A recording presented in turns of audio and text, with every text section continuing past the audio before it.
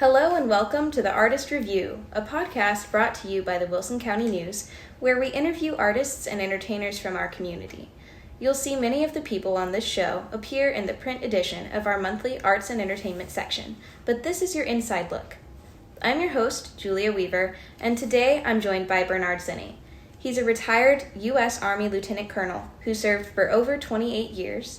He's a husband and father. He's the author of 5 novels.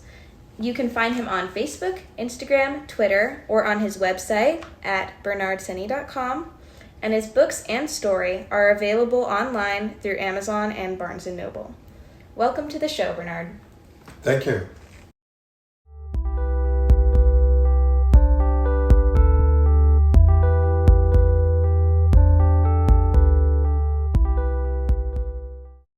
We are excited to have you. So, Thank you. of course, let's start with the basics. Can you tell me who you are and where you're from? Or rather, where has your life taken you so far? Originally, I'm from Johnstown, Pennsylvania, which is, of course, famous for the 2 floods, 1889 and the 1936 flood. I joined the Army through the ROTC program at Penn State University, and the military took me around the United States and overseas, and here I am in your office. Yeah. So how did you make your way to South Texas? I had several injuries in the military, and Right. I hurt my knees on certain parachute jumps. Ooh. And I had to get my knees replaced. Wow. And so I ended up at Brooke Army Medical Center, and I was also assigned as a medical management officer at the Regional Medical Command. Okay. And then I think you already know my son passed away, and so Yes. he's buried at Fort Sam Cemetery, so we decided to make Texas home. That makes a lot of sense. So. Yeah. And how we ended up in Floresville is I wanted to live out in a small community, and I think it's about 30 miles to go to Fort Sam Houston from my house. And so we decided on Floresville. That makes perfect sense, kind of centered around these important aspects of your life. Right. Right. So, taking it back before your time in the military, what led you to choose the Army as your path in life? Well, that was real easy. My father was a World War II veteran, and back when I was growing up in the 60s, he had a big influence on my life and my older brother's life. And so I won't say he forced the military, but he definitely was very influential in joining the military. And his dream for us was to go to college. And he actually found out about the ROTC program, Reserve Officer Training Corps. And I remember him telling us, they have this program now, it's called ROTC, and you get to become an officer and you get a college degree, and how wonderful that would be for you. And so my brother and I, we just, he sort of told us and we did it. And so both of us were in the Army through the ROTC program, commissioned officers. Wow. We both went to Penn State. Very cool. So. May I ask what you studied during your time at At Penn State, I studied back then what was called Foreign Service and International Affairs, which today would be political science. Yeah, okay. So that was my degree. Very cool. All right. And I'm going to guess that knowledge that you gained during that time studying political science may have contributed to how well you were able to write your books. Well, I got to tell you, I wrote the books for therapy. Okay. For myself, because I'm married and I have 3 children, but my middle son, he was 14 years old, and he passed away from what they call hypertrophic cardiomyopathy, which is an enlarged heart. And so we never even knew he was ill. As a matter of fact, after my, trying to think, I think it was after my second Oh no, after my first total knee replacement at BAMC, it was October 11th, 2004. I remember it like it was yesterday.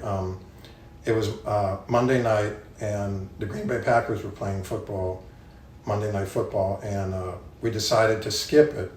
And I went out to stretch my knee that had just been, surgically repaired.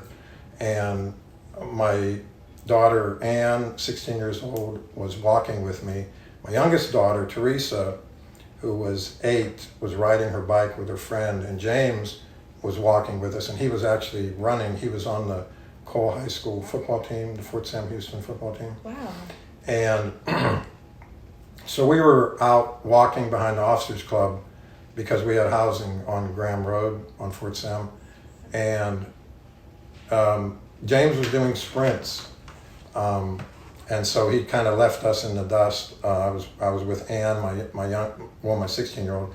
And we were maybe, 30, 40 yards behind him as he was running. And he just kind of stopped sprinting, turned around, looked at us and smiled, and fell right over in the road. Wow. On Fort Sam. And so at first, Ann and I, we kind of thought he was joking because he was a jokester. Yeah. He was always joking in his life. And we thought he was putting us on.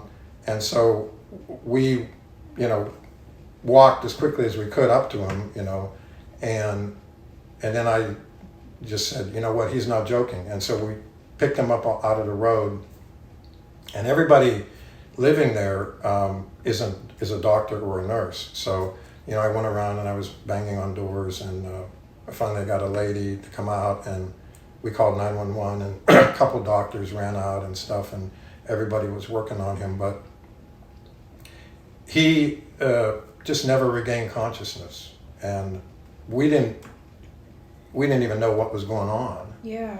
At first I almost thought, because where he fell over behind Officers Club is right by the fence line of Fort Sam, and I almost thought that he had been shot. Oh my goodness. That maybe I didn't hear the report, because when he fell over, I didn't really understand that he had a medical issue. Yeah. I thought, something happened to him. Maybe he had been shot by someone driving by or whatever. But anyway, so then the ambulance came and we took him to the emergency room, and I tell you, when he passed away, it was unbelievable, and it was the worst experience of my life. I cannot even begin to imagine the grief and the shock, really, from something so unexpected. And my older, like I said, my 16-year-old was there, my 8-year-old, and my wife. And even when we picked him up off of the street, and we put him in the grass, and a doctor came out and realized he wasn't breathing, and cut a tracheotomy on him right there, a field expedient tracheotomy right on someone's lawn. And it was, I don't know, it just changed everything about my life and my wife's life and my daughter's. It was just, I don't know.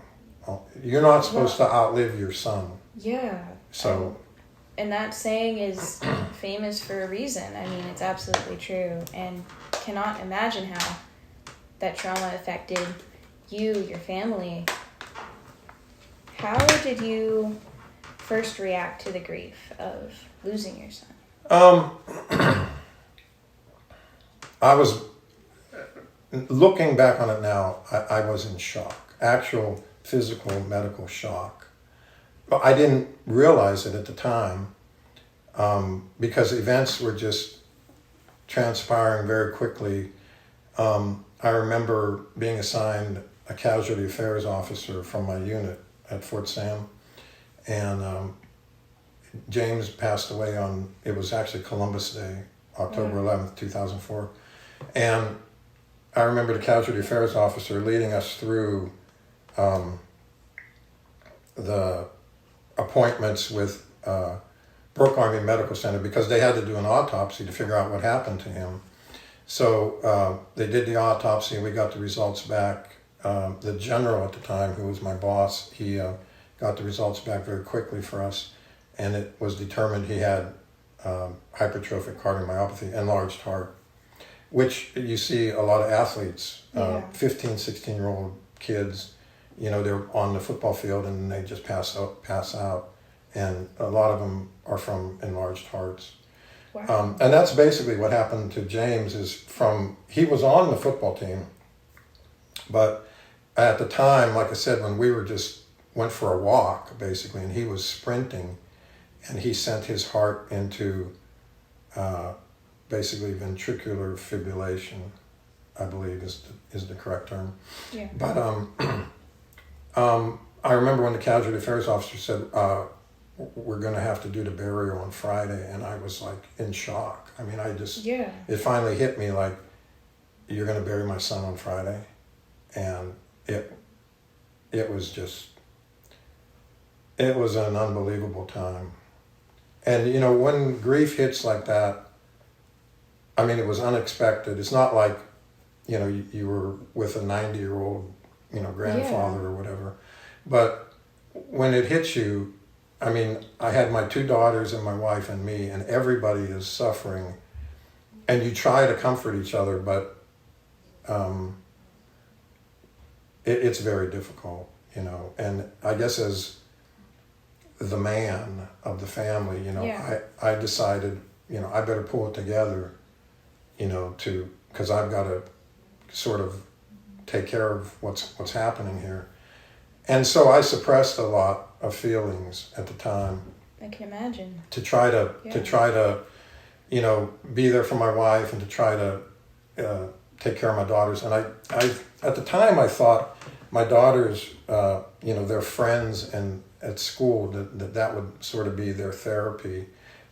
Looking back on it now, I probably should have gotten everyone appointments, with mental health. Yeah. But I know my wife and I, we did some mental health, and then later on we joined a club at St. Pius Church, which is on Harry Wurzbach, a group of parents who've lost children. Wow.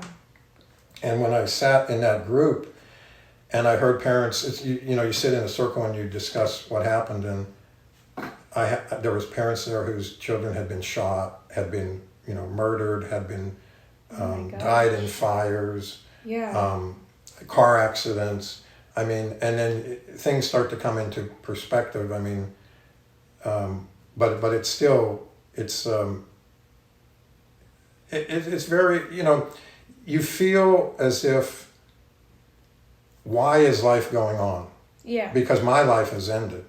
Because my son is being buried on Friday, and why is everybody else going out and playing baseball and going out to eat and going to the movies and having a good time? You feel very alone. Yeah, like isolated in a world that's continued to move when yours has just stopped. Yeah, exactly. My gosh. So what eventually helped you to change your reaction, or to move past the initial shock and grief and come to an understanding of how you could make your world start moving again? Well, at the time I was still on active duty, and I wanted to immediately just retire because I didn't know what to do. And again, my commanding officer was General Fox. He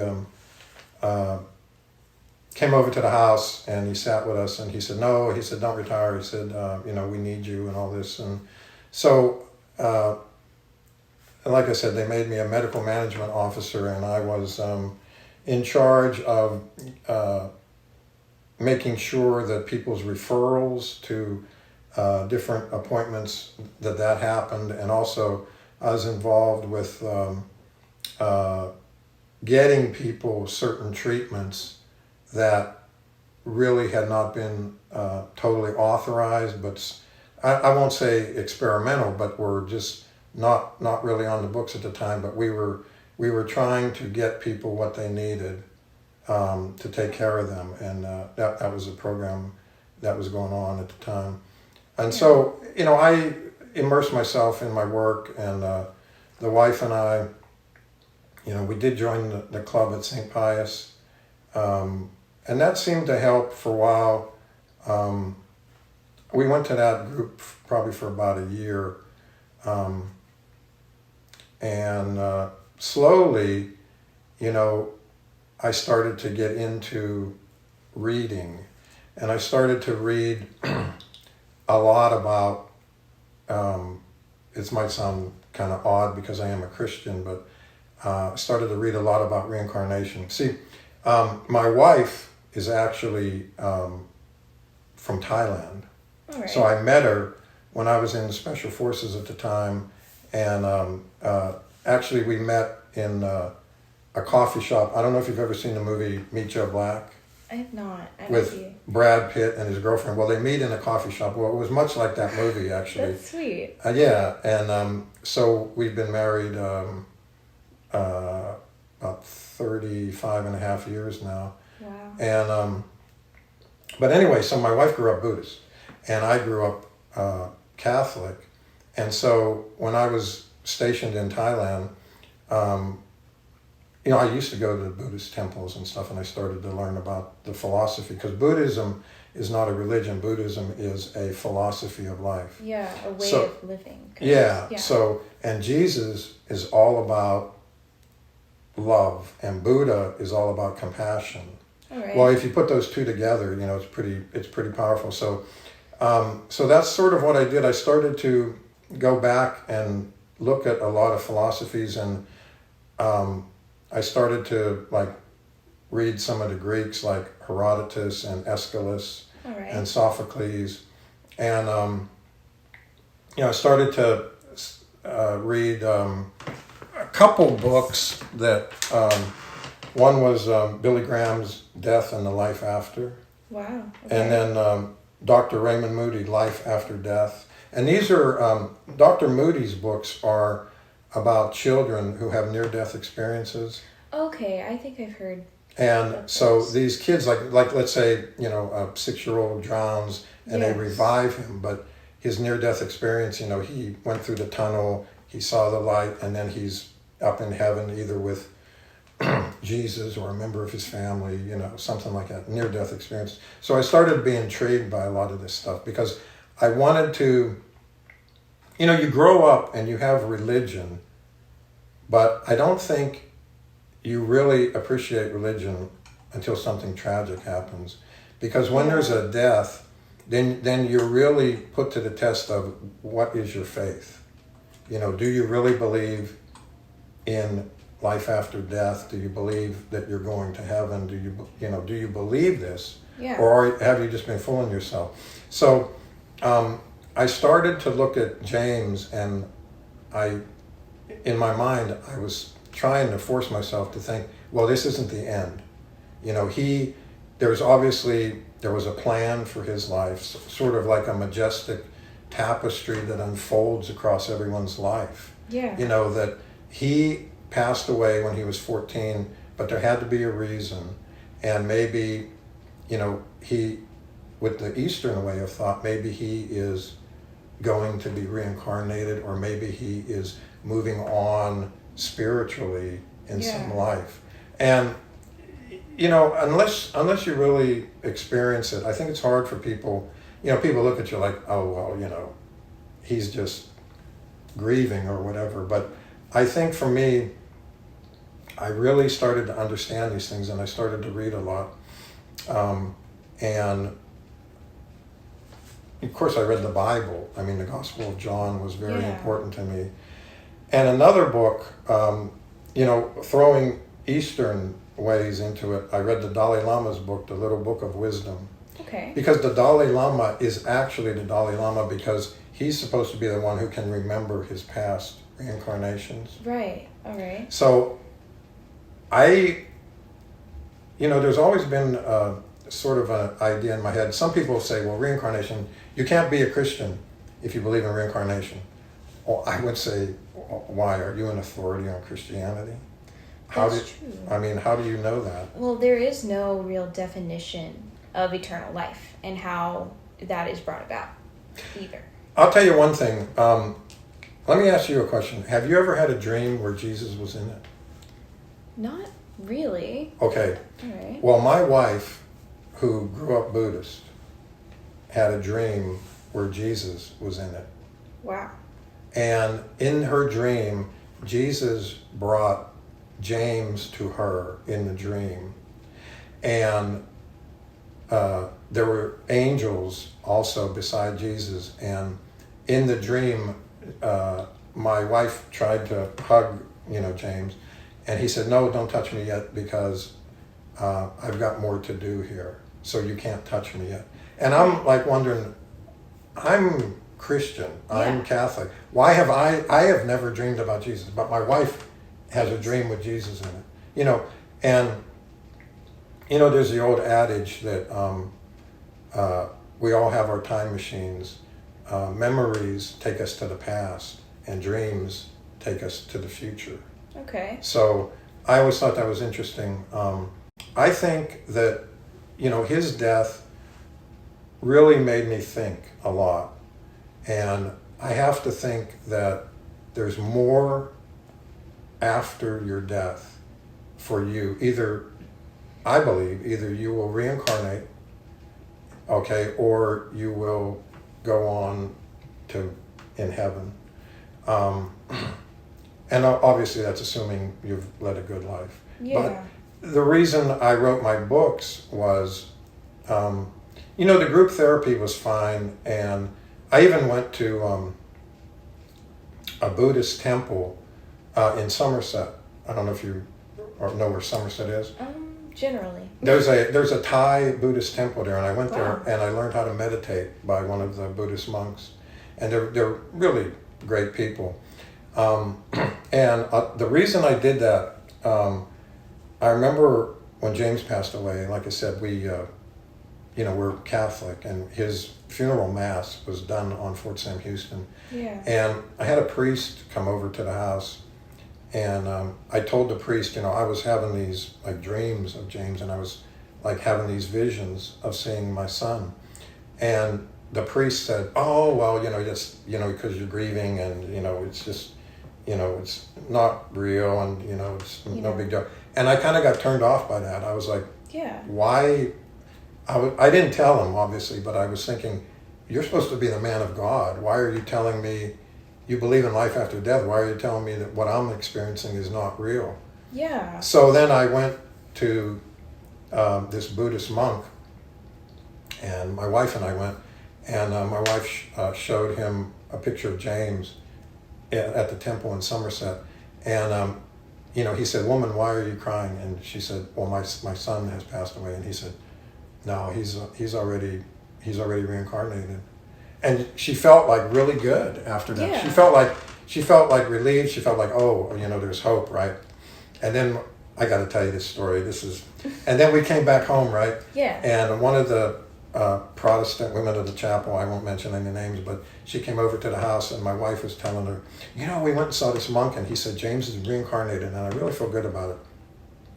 And this lady said, No, we don't believe in reincarnation. No, that's not true. No, yeah. he went to, and then it's like, sunk my wife back down into depression, Oh my gosh. And yeah. So we came to grips with, what we believe is not necessarily the dogma, or the structure of certain religions. Yeah. But I think there's a lot of truth in everything.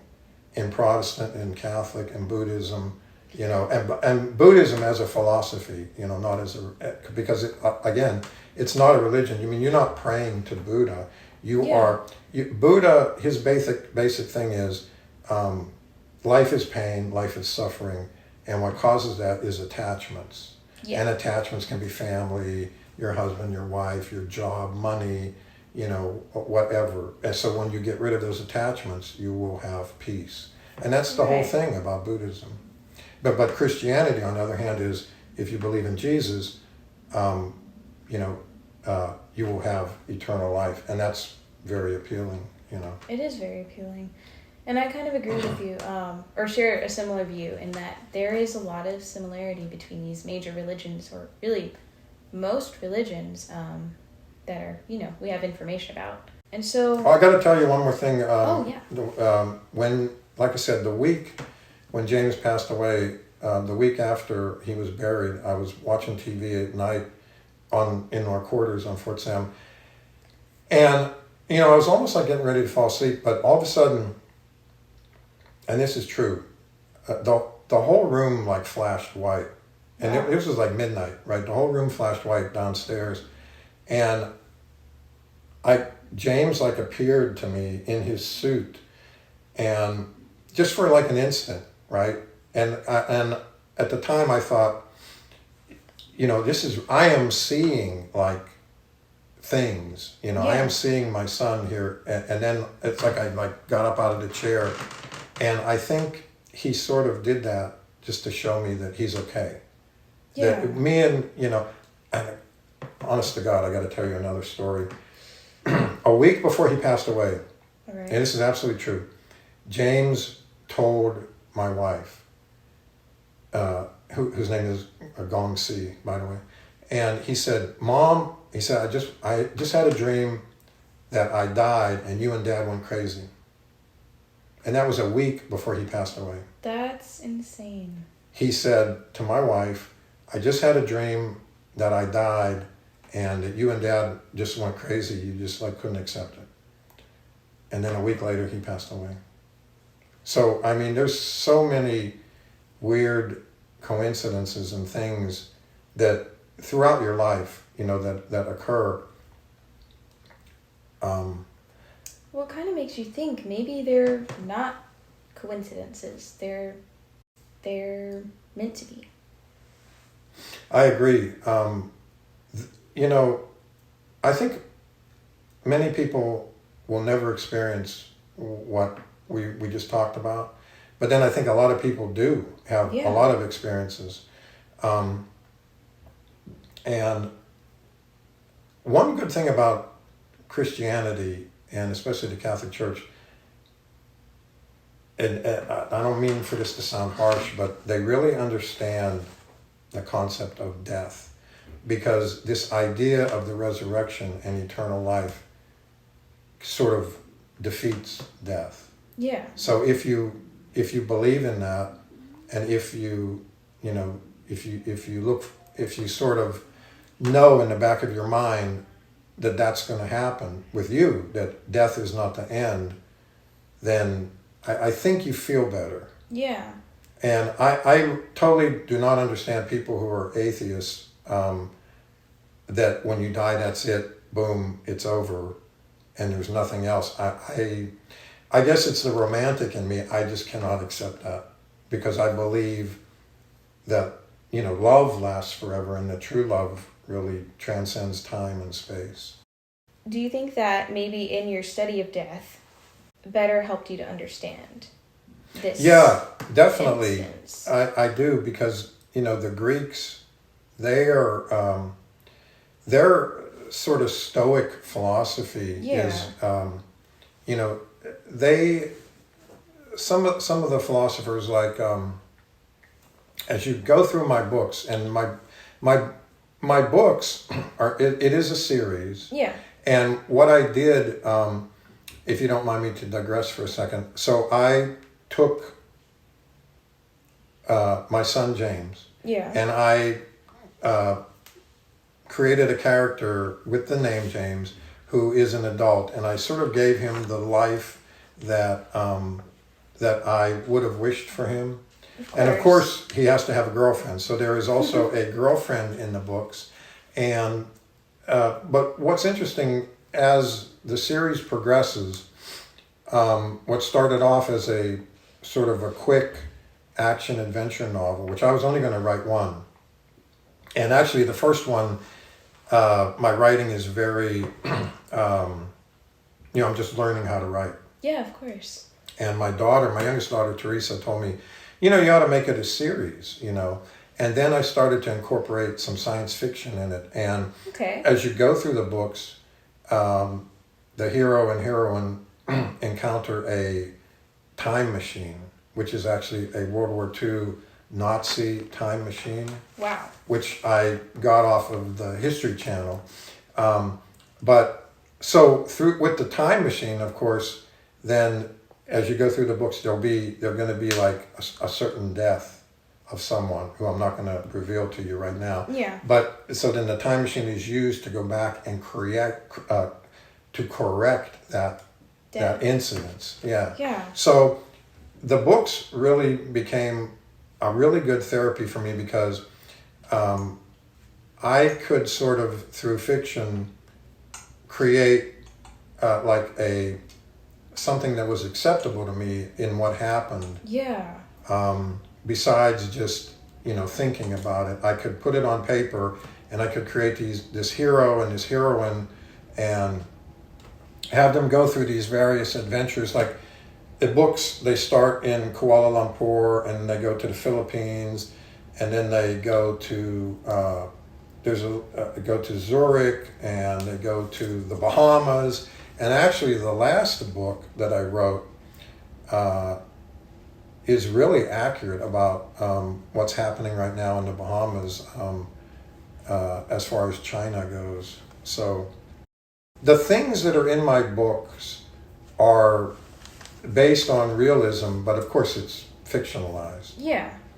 Well, that makes me wonder, when you mentioned that you had a vision of your son and that your son appeared in your wife's dreams, do you think that sort of influenced Lynn Sparrow's clairvoyance in Absolutely. books? Okay. Absolutely, it did. Lynn Sparrow is clairvoyant, as you said, and I always when I do the sort of synopsis of what the plot is, it always talks about Lynn Sparrow's a witch. That's what people say, and because she has these visions and her dreams become true. Okay. And she is very clairvoyant. She's got the gift. The gift. As you will. Well, let's talk about the gift. I think there is a lot of spirituality in this world, and I think that people, in a way, they're so busy with their careers, they're so busy working that they don't have time or the inclination to study it or to read about it. But I think those that take the time find out that there were people like Edgar Cayce, who, he could, and I think Edgar Cayce, I think he was back in the 20s and 30s, but he could, someone would come in and say their daughter was sick, and he would have a vision. He would say, go to the drugstore, and on the third shelf there's a bottle, let her take 2 sips of that and she'll be fine. And things like this. Edgar Cayce could foresee a lot of stuff, and he actually was the guy who predicted where the Sphinx is and the pyramids. Wow. That if they dug deeper they would find some other stuff. But anyway, there's a lot of people who I think have the gift, and why they have it, I don't know. But I think little children, we were talking about near-death experiences. Yeah. I think those children, near-death experiences are real because there's just thousands and thousands of them documented, that people have had these near-death experiences, and adults have had near-death experiences. Yes. Where they're in a room getting defibrillated, and their spirit goes above the bed, and they're watching the doctors all work on them. Yeah. And then their heart starts, and then they go back into their body. And so I think spirituality is real, and I think that if we allow ourselves, I think that everybody is open to spirituality. And quite frankly, without spirituality, without a belief in what's beyond us, and without love, what are we? We're not. That's what makes us human. You're exactly right. The wonder about what happens after death, the purpose of life, is literally human existence. It is what we're here to attempt to figure out, and yet if we are able to find the answer, we can't really be human at the same time, because then we would kind of transcend our own experience. Yeah, I agree. But on that same topic, everyone is open to spirituality, like you said. In that case, do you think that everyone should, if they can, study death and spirituality in order to truly live life? Well, I think everyone is going to experience death in their life, and I guess normally it will be your parents will pass away before you, and that would be the normal progression. But so I think everyone will come to that point in their life where someone that they love is going to pass away. Yeah. And for that person to live on, I think Christianity is a good way for that to happen. As far as I would just tell people, nobody knows the hour or the day of your own death or those of your loved ones. Yeah. So when it occurs, it's going to be shocking. It's going to be, quite tragic. So people have written about it for thousands of years. And a good source is the Greeks and Aristotle, Sophocles, Herodotus, Aeschylus. Aeschylus has a really good saying, and I may not be quoting it properly, but he says,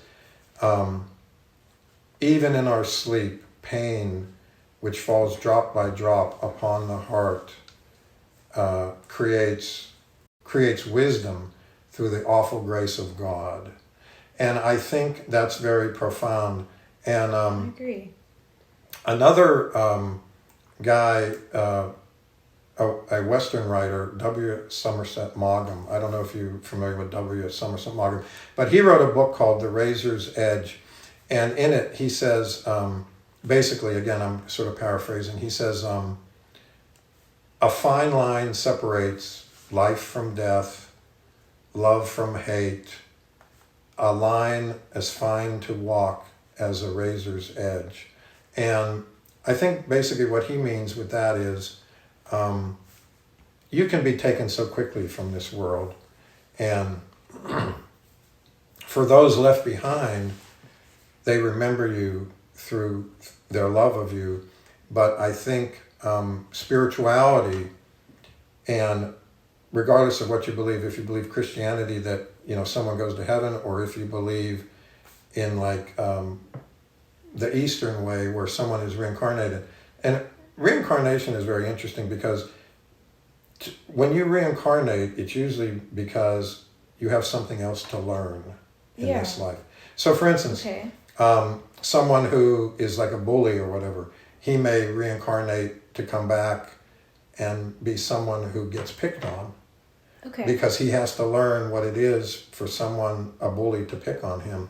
So reincarnation, the belief anyway, is what I understand, there are multiple levels of it.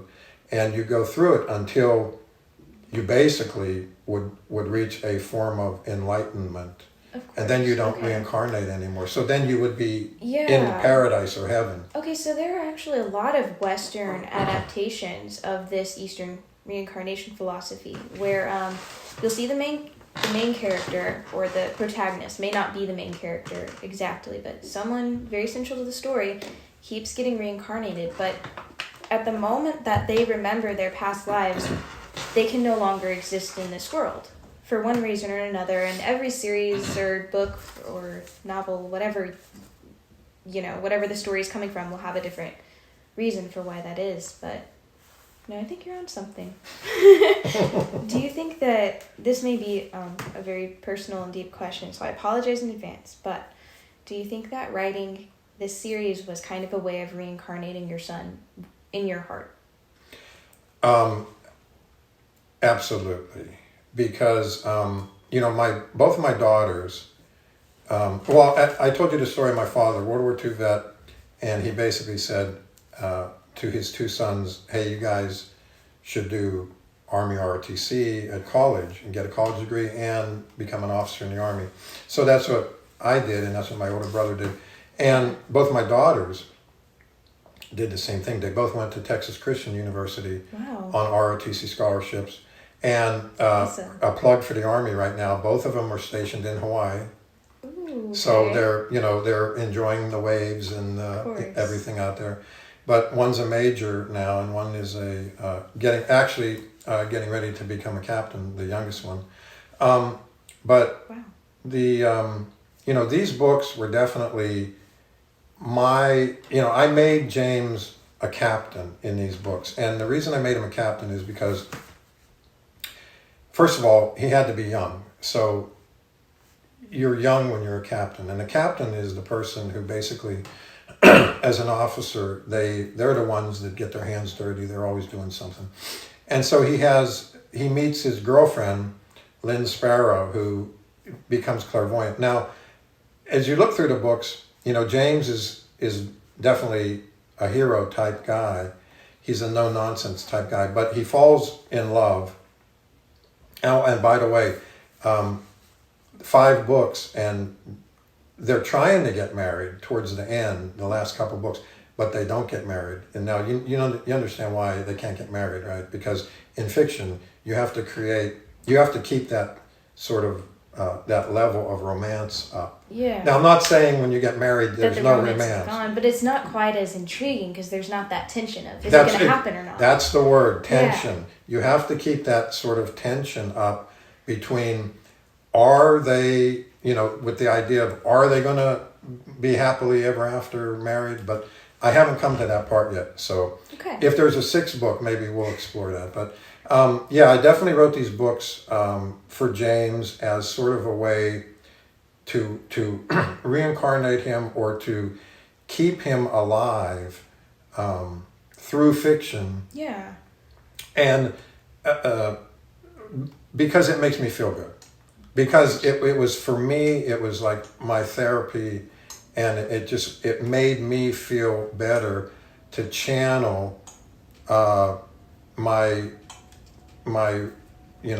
sorrow into something that's going to outlive me, because these books will outlive me. Of course, and that's the lastingness of the written word. Yeah, I agree with you wholeheartedly. And it's interesting, like my books sort of have like a cult following. A lot of people that I served with in the military, of course, they buy them, and but there's definitely a science fiction angle to my books with this time machine that I incorporate into it. But mostly it is a love story. It is a story between James and Lynn and their love going through all these adventures. Okay. And so let's take it back to where you've mentioned the sci-fi aspects of your books a couple times now. Can you tell me about the significance of creating this time machine? Lynn Sparrow, she saves James Ross's life several times in these novels. Okay. So, some people have asked me, who is the real hero? Because they tell me Lynn is the hero of these books because she is like fighting terrorists, and she is like saving Ross's life, and she's like diving like 50 fathoms under the ocean to save Ross and all this stuff. But then you got Ross, who he's saving Lynn's life as well. And I think what I've tried to portray is a man and a woman's love for each other, or anyone's love for each other, in that, you save that person, but that person saves you right back. Okay. So this time aspect then, how does that play into this, your representation of love, if that makes sense? Okay, the time machine, Ross and Lynn, through a series of adventures, come across a World War II experimental Nazi time machine that is now being used by a villain Okay. to create certain events, and then later on is being used by a world power to create certain events to basically destroy democracy, destroy the United States. Wow. So, but Ross and Lynn encounter this Nazi time machine, which, by the way, is in German, it's Die Glocke, which translates into English, the bell. The bell. Yeah, and this is, I got this basically off the History Channel, because the History Channel talks about, nobody knows if, obviously, there's a lot of people say, well, no, it was just fictionalized, but then there's people on the History Channel who say, well, the Nazis were actually trying, they were working on like a space station, and they were working on these, I guess, I'm not necessarily sure it was a time travel experiment, but it was it might have even been a time travel experiment. But yeah. I mean, if you go to your regular person on the street and say, did you know the Nazis had a time machine? He'll say, you're crazy. Okay, so that's what I'm trying to get at. On the History Channel, you've got a couple historians who say, yeah, they were working on something like this. Yeah. Because Hitler was interested in the occult. Okay. And in esoteric, like Aryan myth and, Teutonic power and all this stuff. Kind of like Doctor Who-ish, if that is. Yeah, okay. sort of like that. Yeah, Hitler, and nobody really knows, well, was he really interested or was he just using that? Yeah. But wow. So anyway, so the time machine comes into play because one of the characters will need it to save their life.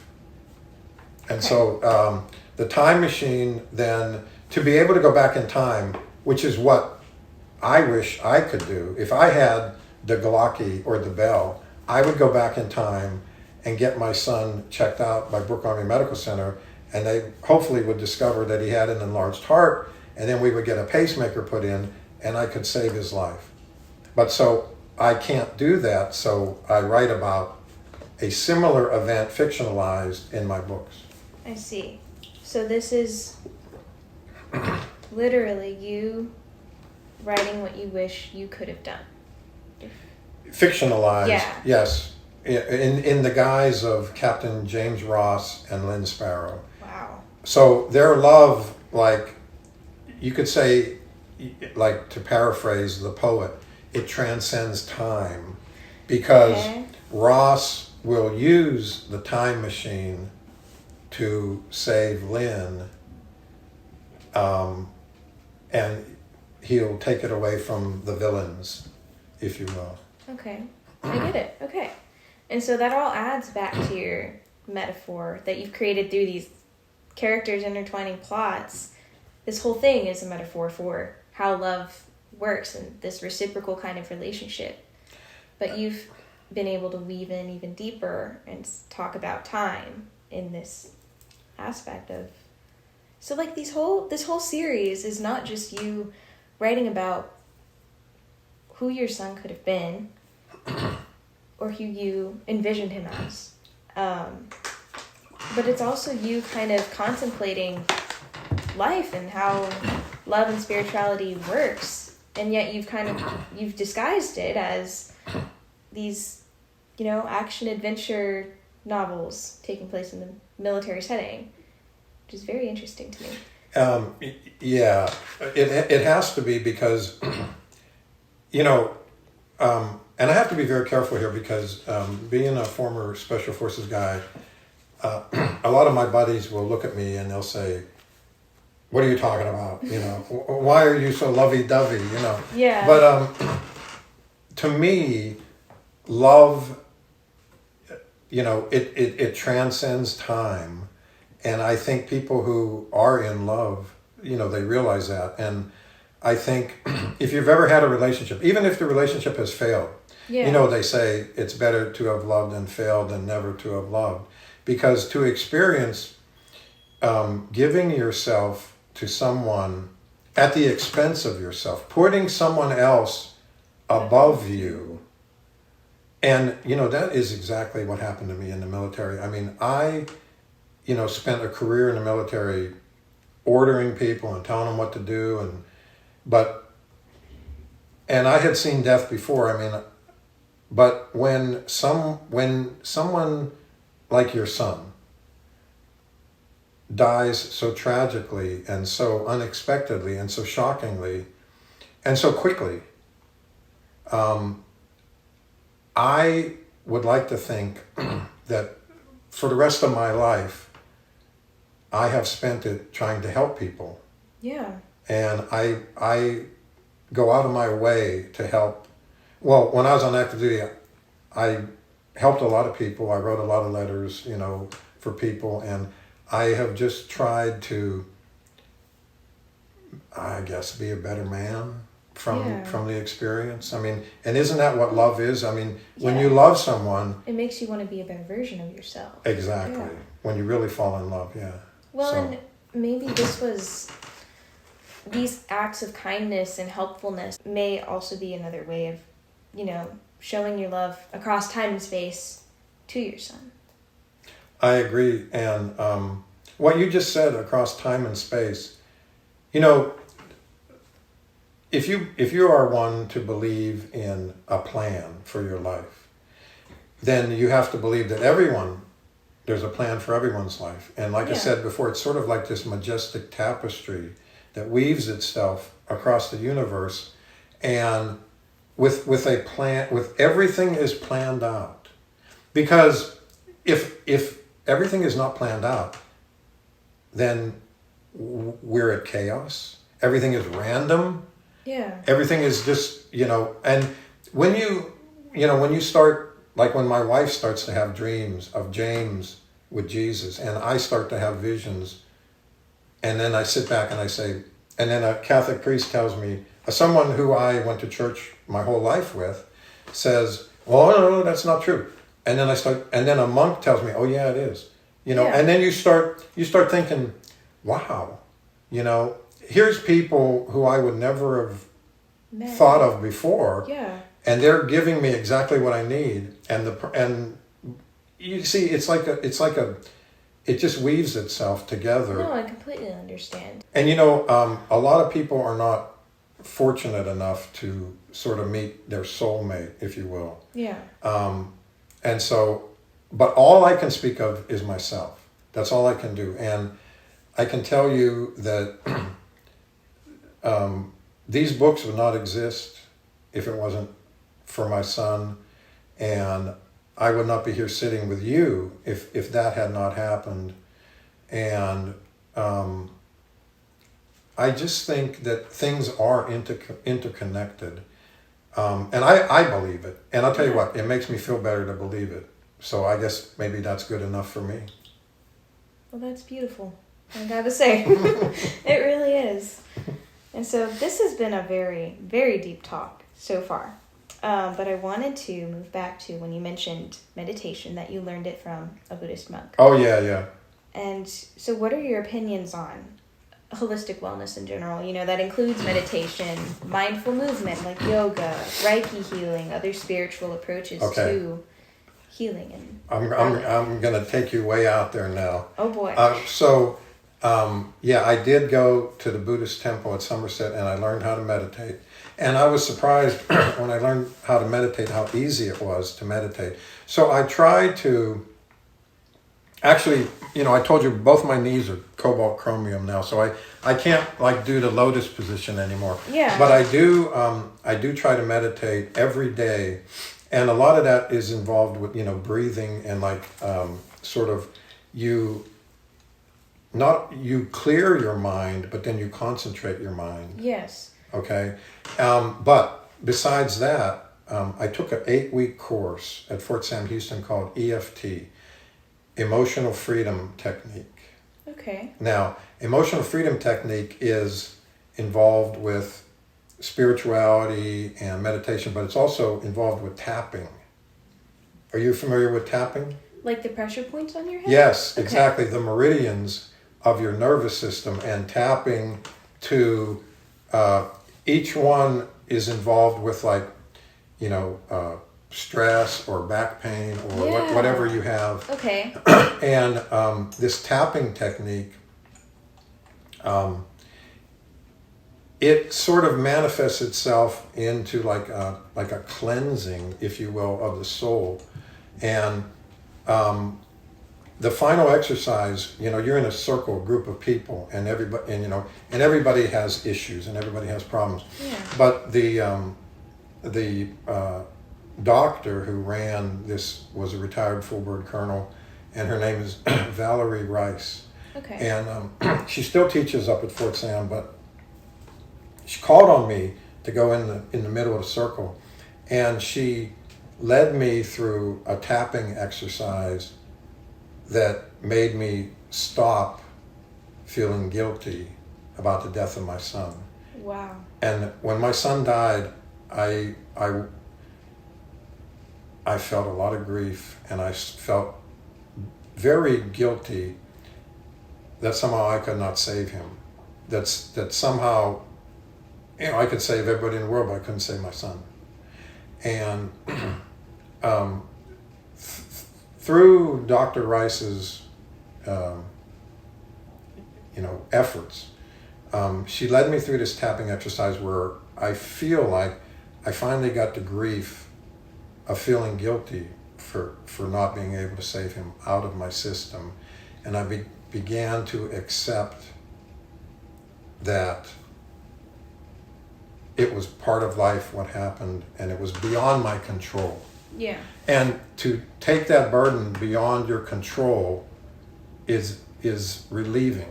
You feel relieved. Of course. But yeah, that emotional freedom technique, that really helped me out a lot. Okay. And so I'm guessing you would definitely recommend that to anyone who's, struggling with grief, with guilt, with anything. I would recommend it, but I got to tell you, EFT and even meditating, there'll be a lot of people who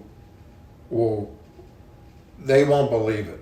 Yeah. That they won't believe that meditation works, or they won't believe that tapping works, or that EFT works. And to make it work, you have to believe. If you don't believe, you're wasting your time.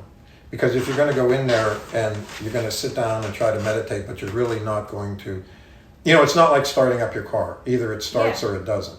But to meditate or to go into like these tapping sessions, you have to want it to be effective. And I mean, after James died, I used to sleep at the cemetery.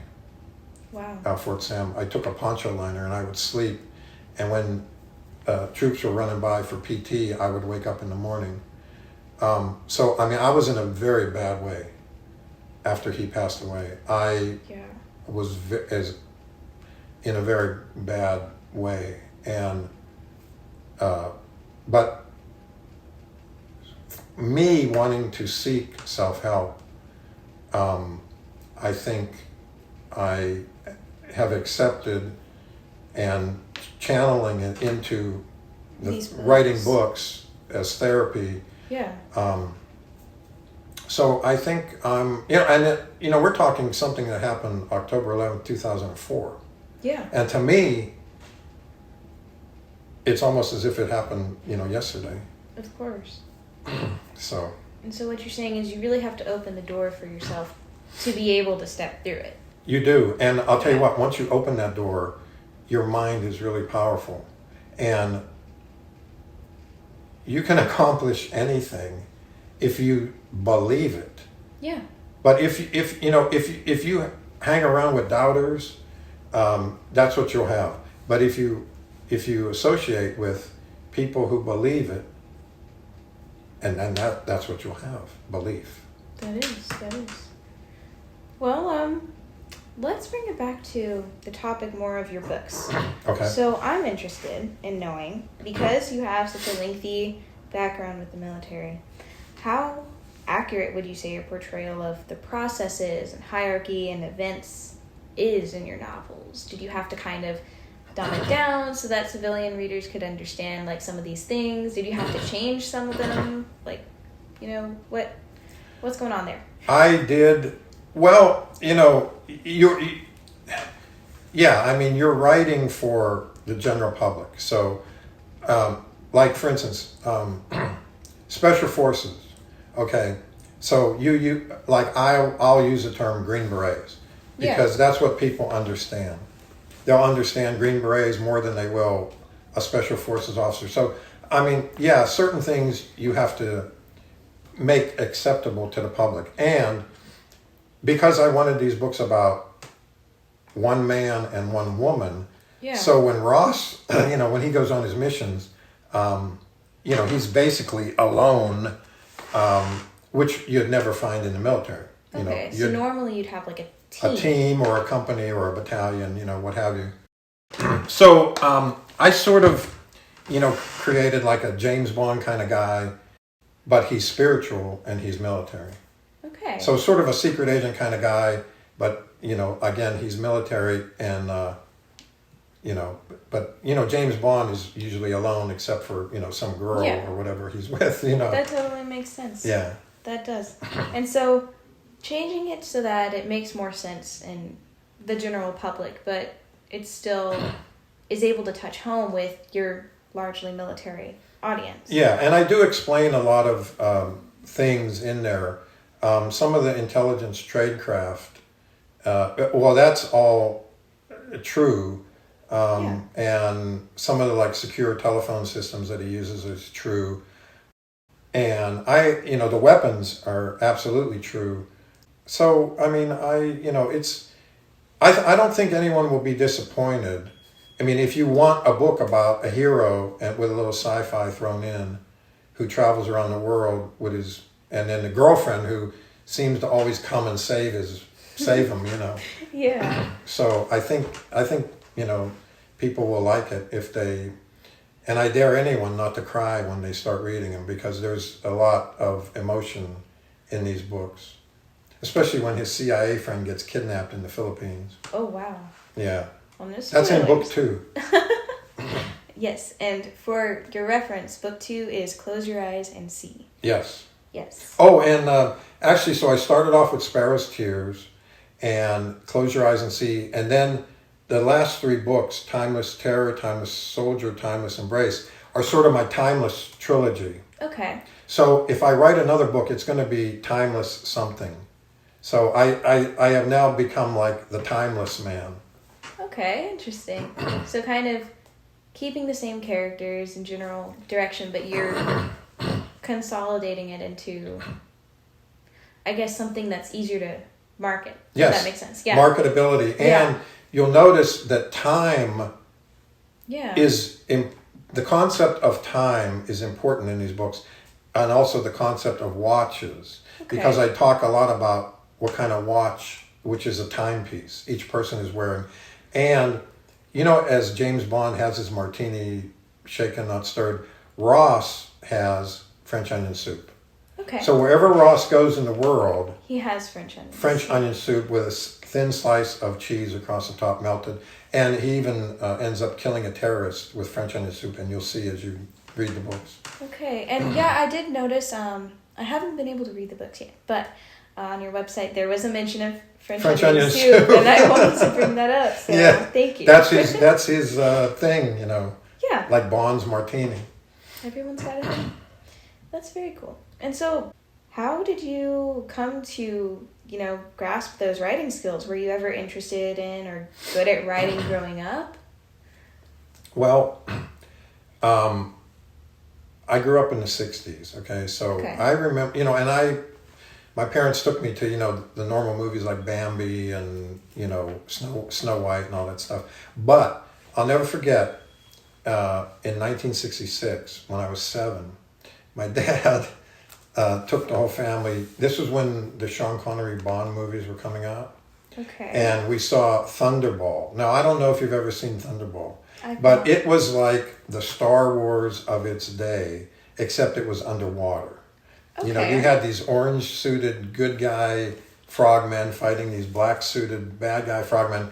And when I saw that movie at the age of 7, you got to understand that blew me away. So I didn't even know that world existed, this kind of world of a hero who's, these guys are fighting underwater, and he has a jetpack, and he has this fancy car, and all this stuff is happening. And so I started to read Ian Fleming, the author of the Bond books. Okay. And, when you're 8, 9, 10 years old and you're reading Casino Royale and From Russia with Love and Goldfinger, you start to, and when you're a little kid from Pennsylvania, and you're starting to read about the Riviera and Russia and the Bahamas and all this, and you all of a sudden it's like, I got to get out of Pennsylvania. I got, and then, so that was also kind of tied into when my dad suggested the military, and I knew through the military I'd be traveling. And it was, not that Pennsylvania wasn't very nice, it was.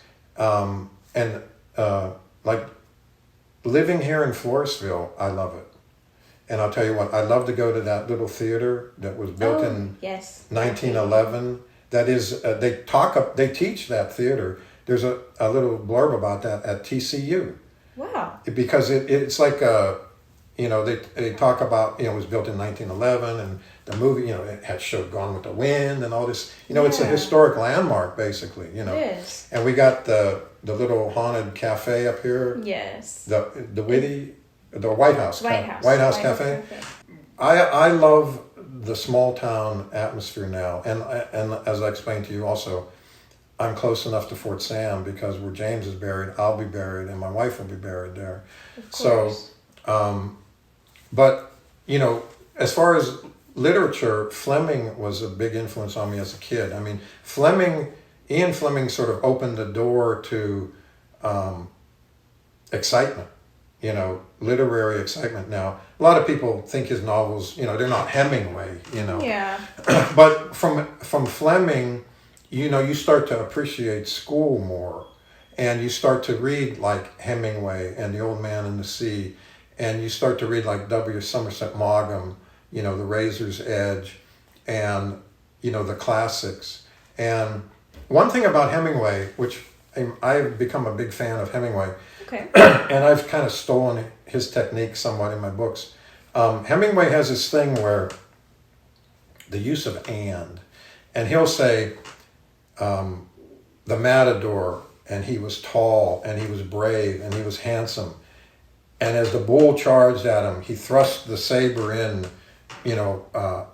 behind the head, and the bull died bravely, and there was blood on, and he'll take sentences where you could have a whole paragraph saying the bull was killed, and the matador, and you can have these separate sentences, but Hemingway will combine them with the word and.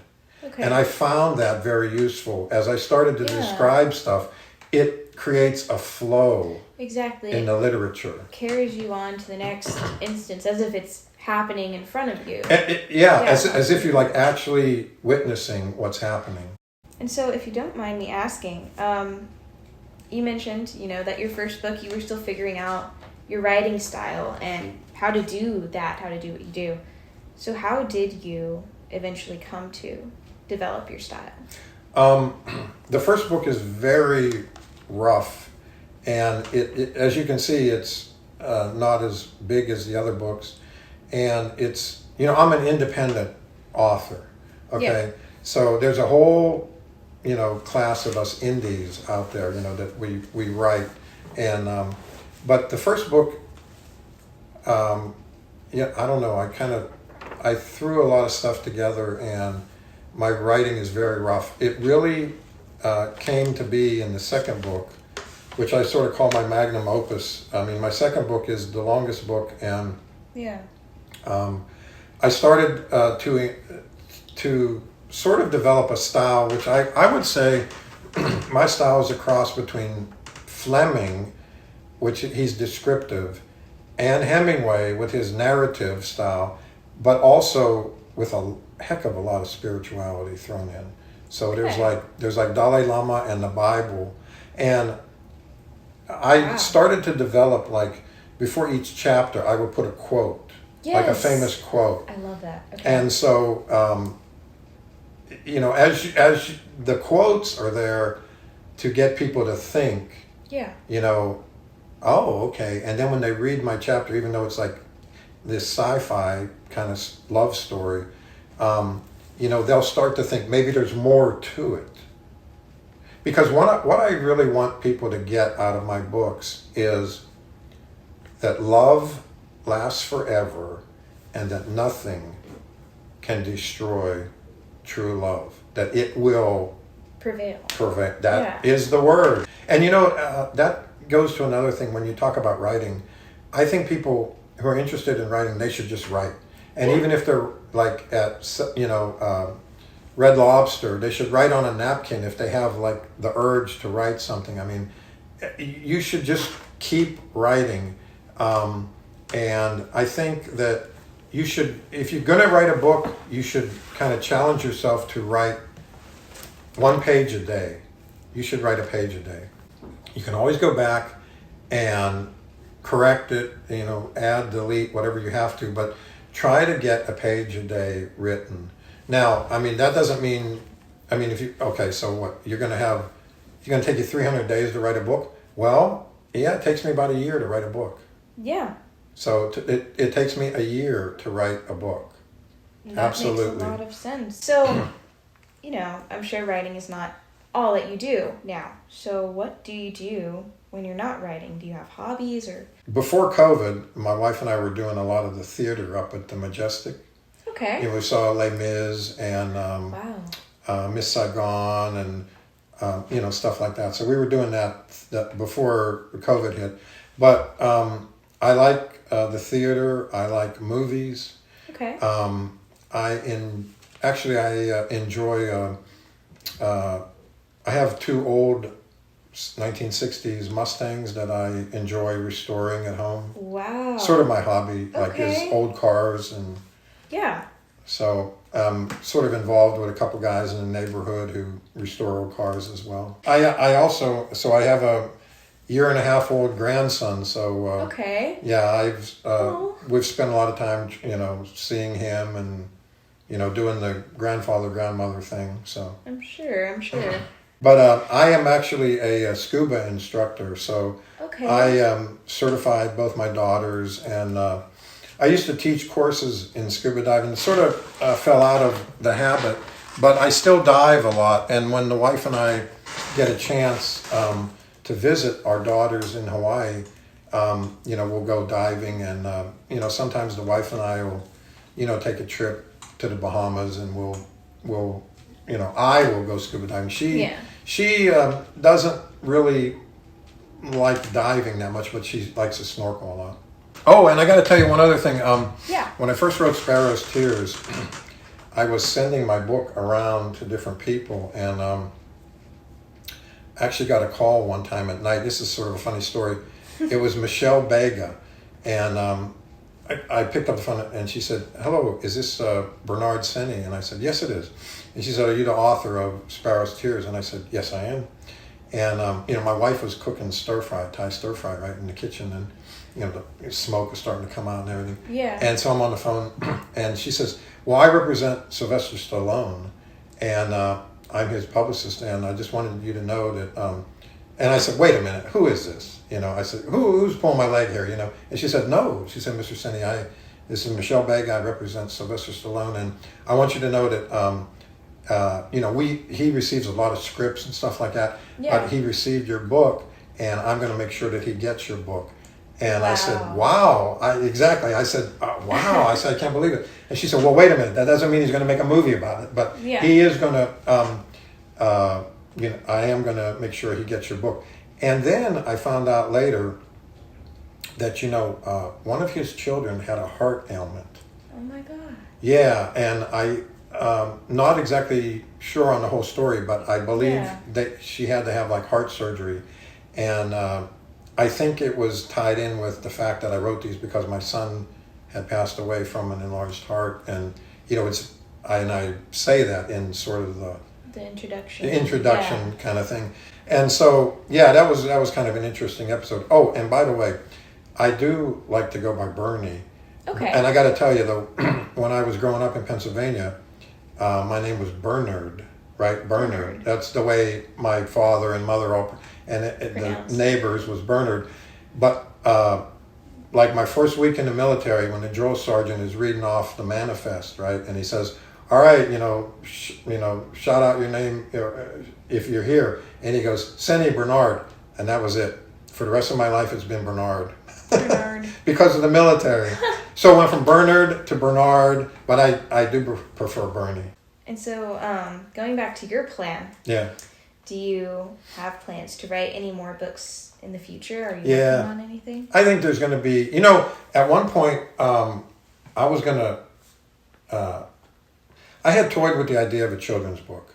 Okay. But I think really what's going to manifest itself is I'm going to write another Ross Lynn Sparrow book. There'll be another one, I do believe. I don't think it's done yet. Okay.